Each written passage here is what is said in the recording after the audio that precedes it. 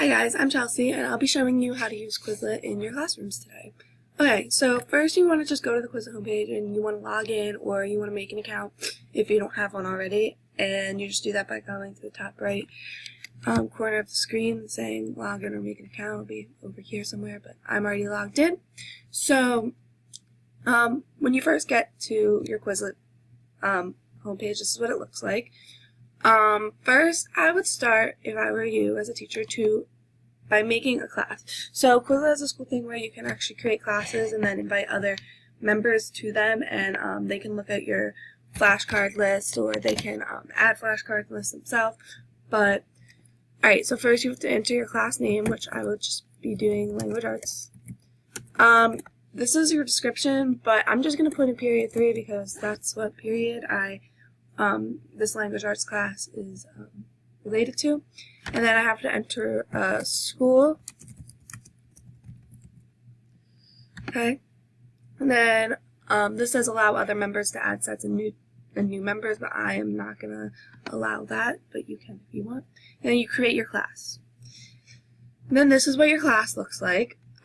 You start by sharing this link with your students, and then they can all click on the link and go and join your classroom, or I'm pretty sure you can just hit this top button up here in the corner that says add members, and then you would invite members by their username or email address.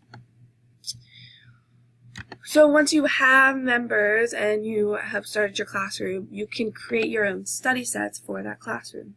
So I'm just going to, I already have some made down here, as you can see. I'm just going to create a new set.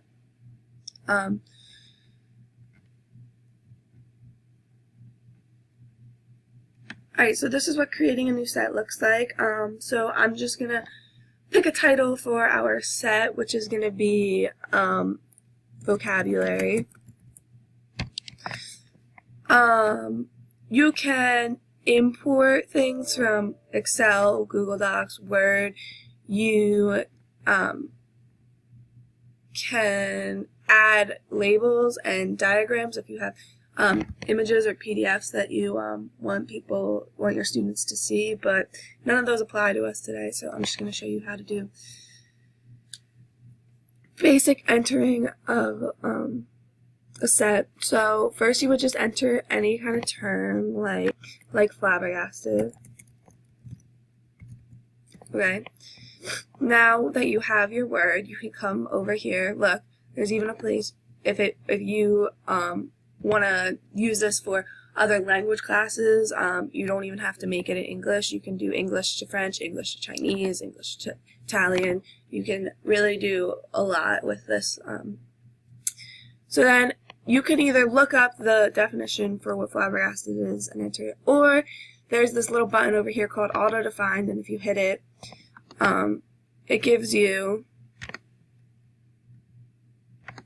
all these different types of definitions for the word, so you can just pick whichever one you feel works the best. So I'll just pick this one.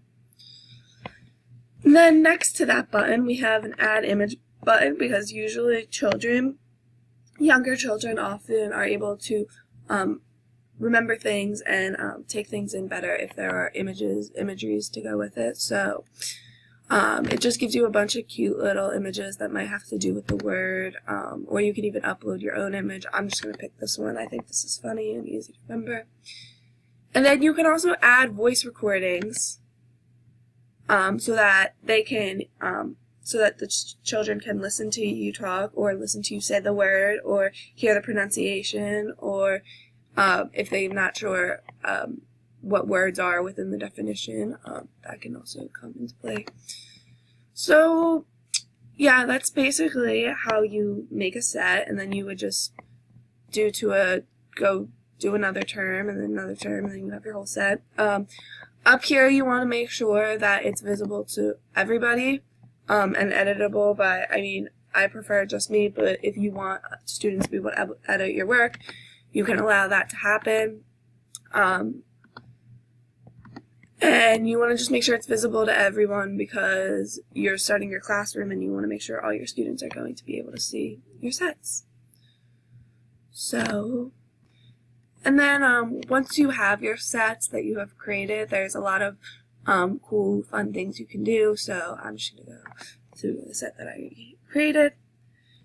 And there's are tons of different ways you can study them, all different ways for all different types of learners. Like you can do typical flashcards, you can practice writing them and learning their spelling, the spelling one, and then there's a literal test that you can take to practice. And then there's also different kind of play modes, which is you can do matching, and then this fun little game called Gravity. You're supposed to protect the planets. You can like pick all the settings on it, and I have to figure out what it is, and if I don't know, I don't think this is right. It doesn't work. But yeah, so those are just some fun things you can do with Quizlet. It's easy to really get your class involved by like playing those games and such, and even if you created your own little fun game with something as easy as just showing flashcards up front, and yeah, there's a lot you can do with it, and I think it's a really good tool to use in the classroom. I think it's easy for the kids, very understandable, and I think it's just extremely helpful.